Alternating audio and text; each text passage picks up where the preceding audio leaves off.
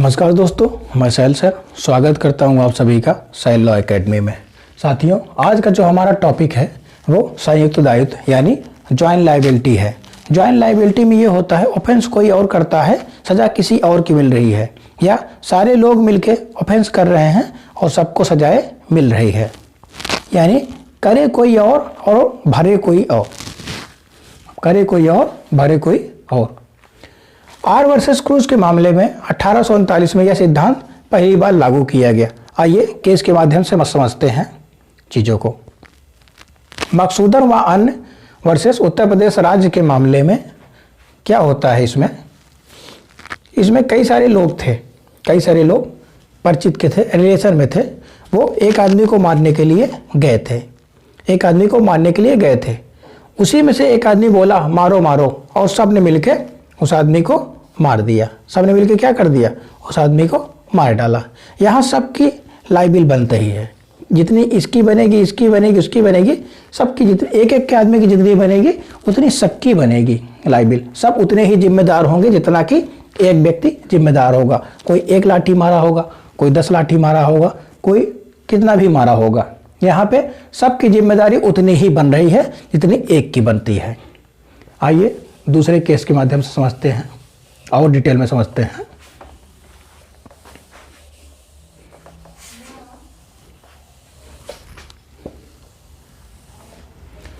Major Singh versus Punjab राज्य के मामले में इसमें 2 औरतें हैं, 2 महिलाएं हैं। महिलाओं को बाल से प्रेम होता है इसलिए बाल बना देते हैं। और 2 सगे भाई थे, 2 सगे भाई थे। इसकी शादी इससे हुई थी, इसकी शादी इससे हुई थी। कुछ समय बाद एक व्यक्ति जो है वो मर गया। दोनों ने मिलके इसी से शादी कर ली। अब दुर्भाग्य से इन दोनों के कोई संतान नहीं है। ये आदमी सोच रहा है कि हम इन लोगों को मार के किसी तीसरे से शादी किया जाए। ये मेजर सिंह नाम के एक व्यक्ति से इसका सहारा लेता है, और मेजर सिंह और ये दोनों मिलके इन दोनों को मार डालते हैं। यहाँ दोनों की लाइबिल उतनी ही होगी जितनी की एक की है। यहाँ दोनों की लाइबिल उतनी ही होगी जितनी की एक की है, चाहे कोई मारा हो चाहे ना मारा हो। आइए तीसरा केस देखते हैं। Barendra Kumar Ghosh versus emperor. इसको अलीपुर षड्यंत्र भी बोलते हैं, या डाक खाना हत्याकांड बोलते हैं, या पोस्ट मास्टर हत्याकांड बोलते हैं। बरेंद्र कुमार को कहीं कहीं वीरेंद्र कुमार भी अगर लिखा मिल जाए तो घबराना नहीं है, दोनों एक ही शख्स हैं, दोनों एक ही व्यक्ति हैं। इस मामले में होता यह है कि एक डाक खाना है यानी पोस्ट ऑफिस है, और उसका पोस्ट मास्टर जो है अंदर बैठ के पैसे गिन रहा था। जैसे आजकल बैंकों में पैसा रखा जाता है, वैसे ही डाक खाने में भी पैसा रखा जाता है, पैसा जमा होता है। तो यहाँ पे पैसा गिन रहा था। यहाँ पे 3 लोग आए, एक बरेंद्र कुमार घोष है और 2 अन्य व्यक्ति हैं। ये दोनों जो है अंदर चले गए और यहाँ पे पोस्ट मास्टर से उसके पैसे मांगने लगे, उसका बैग छीनने लगे। पोस्ट मास्टर जो है वो देने से मना कर दिया, उसको एक आदमी ने उसको गोली मार दिया।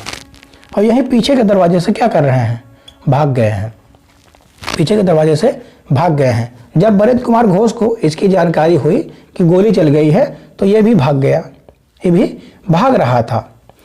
कुछ पब्लिक जो है इसको दौड़ा ली और 3-4 राउंड ये फायर भी किया, लेकिन बाद में इसको पकड़ लिया गया। जब इसका ट्रायल हुआ जज के सामने, एक जज थे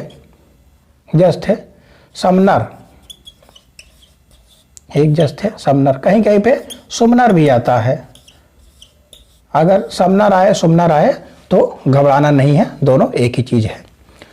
तो बरेंद्र कुमार घोष कह रहा था कि हमको जबरन पकड़ के ले आए थे ये लोग, मजबूर करके ले आए थे, अगर नहीं चलो तो मार देंगे। तो जस्टिस समनर ने ये पूछा कि जब ये दोनों अंदर चले गए तब तो कोई खतरा नहीं था, तब वहाँ किस लिए खड़े थे? क्या वहाँ पे पंजीरी मिल रही थी या देहाती रसगुल्ले मिल रहे थे वहाँ पे। किस लिए खड़े थे? क्या लेने के लिए खड़े थे? तो इसने अपना बचाव लिया, लेकिन ये बचाव नहीं ले पाया। ये दोनों व्यक्ति कभी नहीं पकड़े गए। ये दोनों व्यक्ति कभी पकड़े ही नहीं गए। पकड़ा सिर्फ गया वीरेंद्र कुमार घोष। सिर्फ वीरेंद्र कुमार घोष पकड़ा गया, इसको सजा मिली। इसी को सिर्फ और सिर्फ सजा मिली। क्यों? जो जस्टिस थे, समनर थे, इन्होंने एक शब्द कहा है, इन्होंने बहुत अच्छा कोटेशन कहा है कि जो व्यक्ति खड़े रहते हैं और अपनी बारी की प्रतीक्षा करते हैं, वो भी अपराध में उतने ही शामिल होंगे जितना कि दूसरा व्यक्ति शामिल है। तो साथियों, आज का जो हमारा टॉपिक है जॉइंट लायबिलिटी, वो ख़त्म हो गया है। ऐसे ही वीडियो देखने के लिए हमारे चैनल को लाइक एंड सब्सक्राइब करें।